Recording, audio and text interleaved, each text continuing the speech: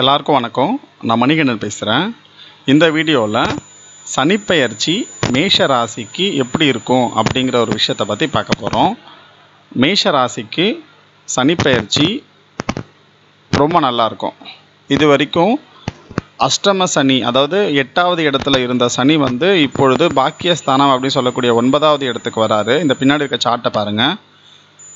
பாக்கியஸ்தானம் அப்படின்னு சொல்லக்கூடிய 9வது இடத்துல வந்த சனி 3வது பார்வையாக அவருடைய 11வது வீட்டையும், அதாவது அவரோட வீட்டை அவர் பார்க்குறாரு, சனியோட வீட்டை அவர் பார்க்குறாரு. அடுத்து 7ஆம் பார்வையாக மிதுனத்தை பார்க்குறாரு. அடுத்து 10ஆம் பார்வையாக கன்னி ராசியை பார்க்குறாரு. அதாவது மேஷத்துக்கு 6ஆம் இடத்தை பார்க்குறாரு. சரிங்களா? ஸோ இதனால் என்ன பலன் அப்படின்னு சொல்லிட்டு கேட்டிங்கன்னா, அஷ்டம சனி முடிஞ்சிட்டாலே பாக்கியஸ்தானம் அப்படின்னு சொல்லக்கூடிய 9வது இடத்துக்கு வந்ததுனால நல்ல ஒரு அதிர்ஷ்டத்தை தருவார். சரிங்களா? தொழிலில் இது வரைக்கும் இருந்த தடைகள் கொஞ்சம் விலகும். பணப்பிரச்சனைகள்லாம் பார்த்திங்கன்னா ஓரளவுக்கு நல்லாயிருக்கும். அதாவது லாபஸ்தானத்தை அவர் பார்க்கறதுனால, அவரோட வீட்டை அவர் பார்க்கறதுனால லாபகரமாக இருக்கும். கடன் பிரச்சனைகள் இருந்திருந்தால் அந்த கடன் பிரச்சனைகள் எல்லாமே கொஞ்சம் குறையும். அதாவது அது தீர்வதற்குண்டான வாய்ப்புகள் அமையும்.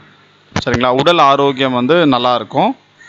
புதிய முயற்சிகள் செய்யணும் அப்படின்னு சொன்னீங்கன்னா இப்போ நீங்கள் தாராளமாக செய்யலாம். சரி, இப்போது 9வது இடத்துல இருக்கக்கூடிய சனியை மட்டும் வச்சு இப்போ இந்த விஷயத்த சொல்கிறோம். ஆனால் உங்களுடைய தசா புத்தி அப்படின்னு சொல்கிறது ரொம்ப ரொம்ப முக்கியம். இப்போ என்ன தசை நடக்குது, அந்த தசைக்குரியவன் எங்கே இருக்கார் அப்படிங்கிற விஷயம் ரொம்ப முக்கியம். அதை வச்சு தான் இந்த சனி பெயர்ச்சி உங்களுக்கு எப்படி இருக்கும் அப்படிங்கிற ஒரு விஷயத்தையும் சொல்ல முடியும். பட் பொதுவாக சொல்லணும் அப்படின்னு சொன்னால் சனி பெயர்ச்சி மேஷ ராசிக்கு ரொம்ப நல்லாயிருக்கும் இந்த வருஷம். சரிங்களா? இந்த வீடியோ உங்களுக்கு பிடிச்சிருக்குன்னு நினைக்கிறேன். உங்களோட நண்பர்கள் அனைவருக்கும் ஷேர் பண்ணுங்கள். இந்த சேனலை சப்ஸ்கிரைப் பண்ணலன்னா மறக்காமல் இந்த சேனலை சப்ஸ்கிரைப் பண்ணுங்கள்.